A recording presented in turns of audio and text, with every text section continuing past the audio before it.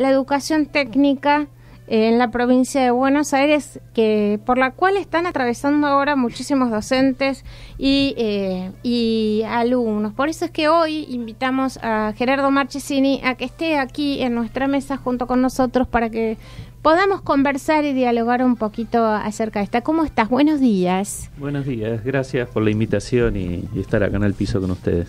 Una alegría que estés acá con nosotros compartiendo, siempre para nosotros que estén otros docentes, otros compañeros, que estén también con la misma mirada general hacia el país y también hacia la educación. Gerardo Marchesini es egresado y docente de escuelas técnicas desde hace más de 30 años, exdirector de Educación Técnica de la provincia de Buenos Aires y exdirector provincial de Educación Técnico Profesional para conversar, lo llamamos, acerca justamente de la situación en el área. Vos estuviste en la gestión educativa de la provincia de Buenos Aires a lo largo de 6 años, Gerardo. De 6 años, sí. Tuve el privilegio de ser director de Educación Técnica durante 4 años, periodo completo, y luego director de Educación Técnico Profesional de la provincia, 2 años, hasta obviamente el cambio de políticas con respecto a la educación técnico-profesional. Ajá. Y que se enmarca en esto que vos venías comentando, digamos, en un ataque sistemático a toda la educación en general, pero básicamente al no respeto del marco normativo vigente. Nosotros tenemos leyes y nacionales, leyes provinciales, regulaciones del Consejo Federal de Educación, que se están cumpliendo ninguna. Empezando por el financiamiento, que es un tema crucial para toda la educación, y obviamente para la educación técnico-profesional, que es una modalidad que requiere inversión extra por fuera del sector educativo. Y digo, así son los modelos de educación técnico-profesional en el mundo. Siempre hay alguna alícuota que se define de acuerdo al país con impuestos sobre actividad industrial o distintos impuestos. En el caso nuestro, la ley del año 2005, la ley de educación técnico-profesional, sancionada en el año 2005, octubre de 2005, establece un fondo extra que no devenga del presupuesto educativo, devenga de los ingresos corrientes del presupuesto nacional, del Ejecutivo, y dice la ley será no menor al 0,2% de ese ingreso. Y esto es como contribución extra a una modalidad que requiere obviamente una inversión extra para lo educativo, más allá de la ley de financiamiento educativo, que por supuesto nos incluye dentro de educación. La primera acción sistemática de esta gestión fue subejecutar ese fondo. Uh-huh. El año 2016, el primer año de esta gestión, ese fondo se ejecutó en un 17%. Dicho números, porque por ahí en porcentajes es difícil interpretar, 2.300 millones, o sea, 87% representaba 2.300 millones en ese momento, no fueron ejecutados. Estamos hablando del año 2016. Del año 2016. Uh-huh. Esto es dato oficial. ¿Vos todavía eras director? Yo era director de Educación Técnico Profesional. Uh-huh. En ese caso, el hoy ministro de la provincia de Buenos Aires, Gabriel Marchesini, era el director ejecutivo del INET. El INET es el órgano nacional que depende del Ministerio de Educación, que entre otras funciones tiene a administrar este fondo. Uh-huh. Marchesini subejecutó el 83% del fondo y con eso fue premiado como ministro de la provincia. ¿No? O sea que no fue ineficiencia, sino que fue una acción sistemática de gobierno. Para ser concretos, ese fondo, la ley dice, el sujeto de derecho es el alumno de la educación técnico-profesional. Claro. Alumnos de escuelas secundarias técnicas, agropecuarias, institutos técnicos superiores, centros de formación profesional. 2.300 millones no se ejecutaron, no fueron, los sujetos de derecho no recibieron ese fondo. Esa es la primera acción, en la que se enmarca. Que solo es comparable, yo digo, porque hay que mirar un poco la historia, somos docentes y miramos nuestra historia. Seguro. En el periodo, esto se repitió varias veces en la historia argentina, pero el más cercano es el de la dictadura militar. En el año 76, Martínez de Hoz, una de las primeras medidas de gobierno, es sacar la alícuota a la actividad industrial que sostenía el CONET. El CONET era el Consejo Nacional de Educación Técnica que regía la educación técnico-profesional cuando el sistema era centralizado, ¿no? El sistema nacional. y tenía una alícuota. En el momento que se crea el CONET, en el año 59, en la década del 60 ya prácticamente, bueno, se toman modelos internacionales, esos modelos en general gravaban impositivamente a la actividad industrial. Bueno, lo primero que se hizo en el año 76 sacar esa alícuota, con lo cual cuando vos desfinanciás una actividad y lo pasas a corriente, obviamente la disolvés. Después, bueno, todos conocemos la historia, el sistema se descentralizó en la primaria, no se llegó a descentralizar en la secundaria, pero eso se concluyó en los 90. Y en los 90, cuando desaparece la educación técnico profesional formalmente con la ley federal, sí. En realidad fue un proceso que culminó ese hoy se repite este proceso de financiamiento en una versión más rápida, más violenta, por más rápida, y con un marco legal vigente que dice que no se puede hacer, que es la gran diferencia con los 90. Es la gran diferencia. En los 90 había una ley que decía que no existía más, claro. Más allá de que uno ideológicamente está en contra de ese modelo de país. Hoy tenemos leyes y regulaciones que dicen lo contrario, y sin embargo no se cumple. Bueno, esto, perdón, ¿no? Sí, no es una novedad. Hay ejemplos en estos últimos tiempos, ¿no? Que dicen exactamente lo mismo, que el modo de actuar, digamos, hay leyes que prohíben ciertas cosas, pero que bueno, o a través de decretos o a través de disposiciones, digamos, esto se va modificando. ¿Cuál es? Sabemos que hay un cambio de currícula o un intento de cambio de currícula en el tema de la educación técnica en la provincia de Buenos Aires. Queremos saber si esto es cierto, si se ha presentado, si no se ha presentado, si hay papel, si no hay papel, digamos, si hay un PowerPoint, como en el caso de la Unicaba, digamos. Sí, hay metodologías que se repiten, ¿no? O si se anunció algo en alguna oficina pública donde estuvieran los periodistas. No, porque ni la siquiera, forma de comunicación... Ni siquiera. Acá lo que pasó básicamente es esto, y por eso hay tanto movimiento. Dentro de este marco de achique y subejecución, obviamente, pero no está aislado, pasan dos cosas. Una grave, muy grave desde el punto de vista institucional, que es en diciembre del año pasado, que con una resolución ministerial conjunta entre el Ministerio de Educación de la Provincia de Buenos Aires y el Ministerio de Trabajo, se pasan los centros de formación profesional conveniados, para que te des una idea, en provincia, esos son 202 instituciones, a la órbita del Ministerio de Trabajo. Ajá. Con una resolución. De la educación pasan a trabajo. Pasan al Ministerio de Trabajo. Ajá. Anticipando lo que dice la reforma laboral que hoy que se retiró en diciembre, y fue vuelta a presentar hoy, partida en 3 leyes, propone esto, es decir, sale del ámbito educativo los centros de formación profesional, por supuesto contradiciendo las leyes educativas y las leyes vigentes. Esto provincia ya lo hizo con una resolución, es decir, con un ente normativo menor, se lleva puesta la ley provincial y la ley nacional de educación. Y por supuesto esta resolución salió sin que nadie se entere, de un día para el otro fue publicada. ¿De cuándo estamos hablando? Estamos hablando de diciembre del año pasado, del 17. Bien. Están viendo cómo la ponen en marcha, en realidad hay recursos de amparo. Bueno, hay todo un problema ahí complejo desde lo normativo, pero viste que esta gestión avanza, saca resoluciones y después ve cómo... En ese contexto empieza a haber algunas señales que uno sabe en qué medios mirarla, donde se empiezan a dar indicadores falsos, decir los alumnos requieren hay mucha carga horaria, bueno, este tipo, los que conocemos de esto vamos leyendo, con lo cual abre algunas sospechas, sobre todo por cómo viene manejándose dentro de CABA el tema de las modificaciones de nueva escuela secundaria y escuela del futuro y Unicaba, este modus operandi.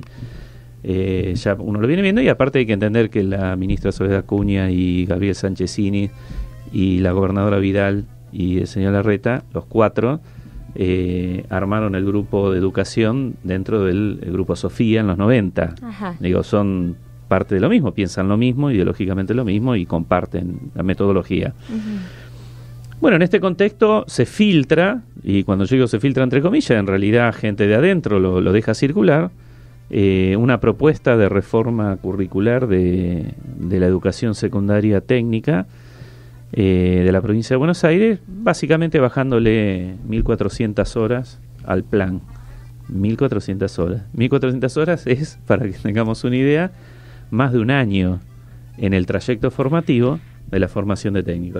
¿Cuántos años dura la carrera? ¿Cuántos años dura? La provincia de Buenos Aires tiene 7 años para la escuela técnica porque la primaria tiene 6 años. Sí. ¿No es cierto? Quedó el modelo de primaria en 6 años. Sí. Con lo cual, la escuela secundaria tiene 6 Sí. y la técnica, que tiene un año más, como dice la ley, tiene 7. Claro. En esos 7 años, ese trayecto formativo ronda, depende de la especialidad, pero ronda las 8.000 horas. Obviamente, para el marco de homologación nacional, donde vos tenés validez nacional de los títulos, lo que se toma es del séptimo al segundo, es decir, los 6 años, que es lo que establece la ley. Ahí estamos alrededor de 7.000 horas, depende de la especialidad, un poquito más de 7.000, un poquito menos de 7.000, digamos un promedio de 7.000 horas. Los marcos de homologación nacional establecen la carga horaria mínima para la homologación nacional en 6.500, 6.480 horas. Es decir, estamos unas 500 horas en trayecto formativo por encima del marco, que es el promedio que está en el resto de las provincias, salvo Ciudad de Buenos Aires y Neuquén, que quedaron con los planes nacionales en la ley federal, que andan en esa carga horaria en 6.500 y un poquito más. El resto de las provincias andan todas arriba de 7.000, 7.000, algunas andan bastante más arriba. Bueno, bajarle 1.500 horas al plan, o 1.470 en realidad para ser riguroso con el borrador, es bajar en la trayectoria educativa 1 año y 2 meses de clase. Y primero es ponerlo fuera del marco de homologación, porque cuando uno toma las 7.000, le baja 1.500, depende de la especialidad, pero están 6.000, sí, hasta 500 abajo, por lo menos, en forma promedio. Cuando hablamos, porque no todas las personas que están escuchando este programa, Gerardo Marchesini, son docentes ni docentes de técnica. Cuando hablamos de homologación de los títulos, ¿de qué estamos hablando? Sí, los títulos técnicos son títulos que tienen incumbencia profesional. Ajá. ¿Qué quiere decir incumbencia profesional? Que en su ejercicio requieren la supervisión de una colegiatura y una matriculación en esto. Ajá.